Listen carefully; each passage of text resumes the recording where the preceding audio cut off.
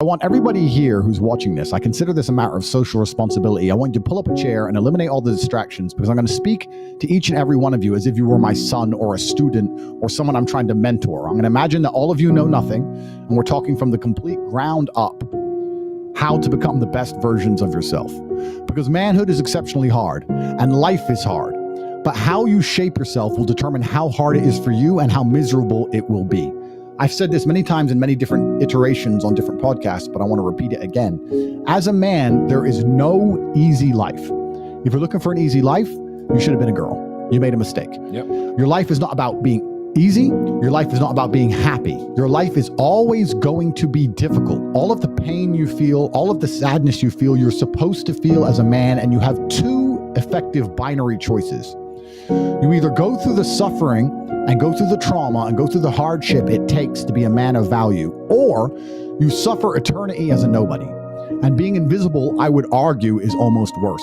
You can have a very stress-free life if you work in Starbucks. You don't care about the Starbucks once you clock off. You're not at work at the time. You go home, you play video games, and you exist until you die. That's stress-free, but you have to suffer being a nobody. Alternatively, you can go out there into the world, try and implement your mark on the world, work hard, try to get rich, more money, more problems. You can try and start a business, the stress of that. You can lose your girlfriend because all you're doing is working. This is a new level of stress, a new level of trauma, but at least you'll be a somebody at the end of it. There's two ways to suffer. You either suffer to become a somebody, or you suffer as a perpetual and forever nobody. What did Napoleon say? He said, glory is fleeting, but obscurity is forever. Absolutely. Glory is fleeting, but obscurity is forever. And when he says fleeting, that's a really good point, because everything in life is rented, especially your glory as a man. When you have a good body, it is not a good body as complete. It's not finished. You haven't completed the task. You have rented that good physical condition. You must train every day to retain it. So everything is rented. Your body, you don't just get a good body and you're done. You still have to go to the gym every day to maintain that good body. You don't just get a hot girl and it's done. You still have to work hard for her to always love you and respect you. You don't just start a business and now you're rich. No, you have to start a business and work on that business every day. If you take your eye off the business, it will fail. Everything in life is rented. So when he says glory is fleeting, he's also absolutely not correct, because glory is fleeting and you have to constantly and endlessly work for it and make sure that you never stop. Otherwise, it will be taken from you. But obscurity is forever. If you never make a mark on the world, then you effectively never existed. Yeah. And when you're gone, nobody will care. The reason our Father is discussed at length is because of who me and Tristan are. And the reason we will be discussed forever is because who our sons will become. And that's very important, because you have a duty to your ancestors and you have a duty to God. So you must make a choice. And this is genuine choice for you people at home. Do you want to live in obscurity forever and be invisible and not matter and have an easier life? I would argue that it's not easier, because in your heart and in your soul, you're going to feel guilty knowing you could have been something you're not, and you have a duty to your ancestors and to God to be the best version of yourself. Or do you want to try your absolute best and struggle and suffer every day of your life, paying the rent for all of the amazing things around you? We pay endless rent. We pay rent for our bodies. We pay rent for our relationships. We pay rent to keep our kids. We pay rent to keep our business. We pay rent to keep our freedom. Every single day is work to pay the rent. It's absolutely never ending, and you have to make that choice. So if you have a pen and paper in front of you, you need to decide. Do you want to be invisible with a lower rent bill, or do you want to be important and work hard and suffer to make sure that the rent is paid? It's a choice you must make, and it's binary, and you must be extremely dedicated towards the decision you finally make. So as you're just finding yourselves as men, I understand I have a huge responsibility because of the massive platform I have.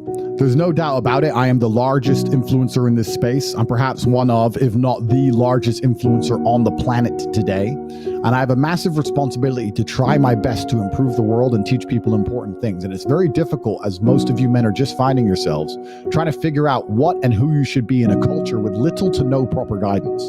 If you remove me from the internet, you have a whole bunch of loudmouths who've not achieved anything amazing or remarkable in their real lives. Who don't act in a respectful way.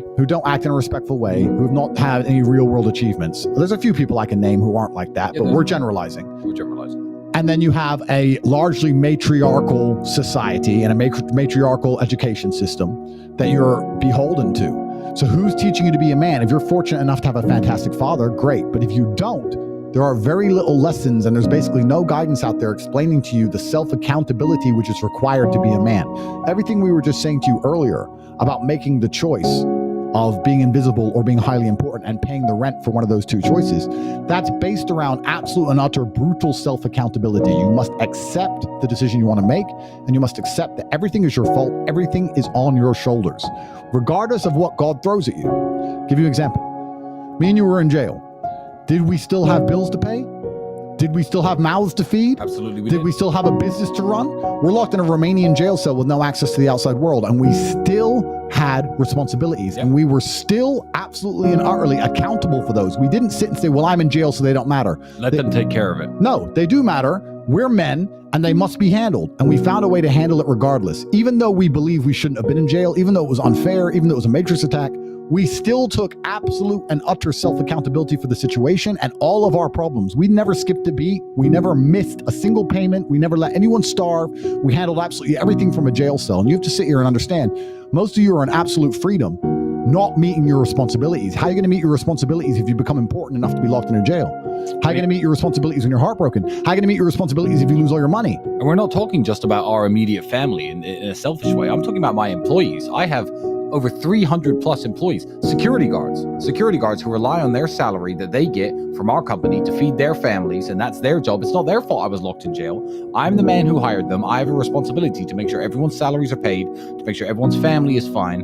There's a massive triangle, a massive pyramid built underneath men like us of people who need to eat, and people who do us a service, and people who need their money in exchange. I couldn't just say, you know what, I'm in jail. They'll understand. What would I expect these people to do? You know, this is their job. They work for me, and it's my responsibility to make sure everyone's getting their paycheck, even if I'm locked away, which is scary because how would you accomplish the same thing? Imagine you have 3 months. You have 45 minutes on the phone 3 times a week.